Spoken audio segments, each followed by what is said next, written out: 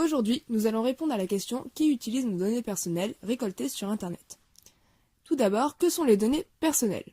Les données à caractère personnel sont les informations que nous transmettons sur Internet chaque jour en utilisant notre téléphone ou notre ordinateur. Sur les réseaux sociaux comme Facebook et Twitter, nos données personnelles sont récoltées dès l'inscription sur la plateforme. Sur les réseaux sociaux, ces données peuvent être classées en 4 groupes différents.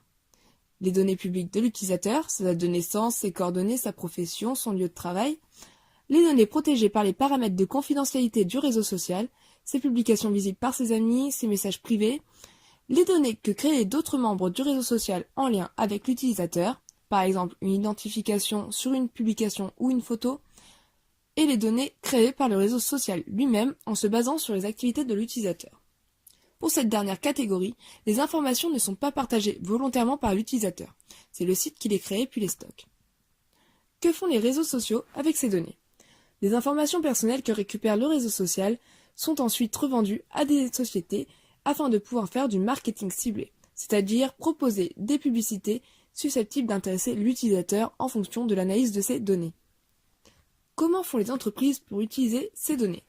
Cette analyse se fait par des algorithmes qui servent à créer de la pertinence entre toutes ces informations pour dégager des tendances chez un utilisateur. Cette technique s'appelle le data mining, et c'est grâce à elle que les entreprises peuvent déterminer quel produit ou service est le plus en mesure de plaire à un utilisateur. Le data mining utilise majoritairement 3 méthodes. Nos données personnelles ne se trouvent pas uniquement sur les réseaux sociaux. En effet, elles peuvent être récoltées sur les sites internet sur lesquels nous allons, comme les sites de e-commerce. Toutes ces données sont stockées, on appelle ça le big data. De plus, le marketing publicitaire n'est pas le seul à utiliser nos données du big data. En politique aussi, leur exploitation est devenue de plus en plus fréquente. On appelle ça le marketing politique. Ce marketing consiste à récolter des données personnelles publiques, comme les listes électorales, mais aussi des informations que récoltent les entreprises sur les utilisateurs des sites internet. En 2008, par exemple, les équipes de Barack Obama ont dépensé plus de 30 millions de dollars en achat de fichiers pour consolider Catalyst, une base de données listant 220 millions de citoyens américains dans le but de cibler et proposer un argumentaire prédéfini pour chaque personne indécise ou réticente à voter. Qu'est-ce qui nous fait peur dans l'utilisation des données personnelles? La géolocalisation, les traces qu'on laisse de nos recherches sur Internet de nos activités, le piratage qui reste possible, les publicités ciblées, même si celles-ci sont souvent plus agréables, la reconnaissance vocale et les empreintes, et les saisies de mots de passe. En France, il existe le CNIL, Commission nationale de l'informatique et des libertés, qui est là pour s'assurer que toutes les lois qui protègent les données personnelles soient respectées.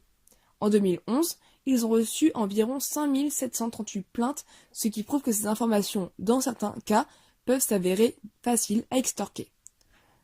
La CNIL amplifie la sensibilisation du public vis-à-vis de la protection de leurs données et celle de leurs enfants, qui sont en général plus faciles à accéder.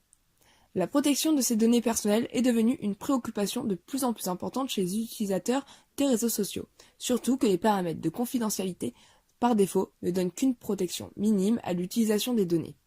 Cependant, ceux-ci ont des paramètres de confidentialité souvent très nombreux et cela prend du temps de les comprendre et de les appliquer de la bonne façon. Par exemple, sur Facebook, on compte 38 paramètres de confidentialité différents sans compter ceux des applications utilisant les données Facebook. Comment protéger ces données personnelles?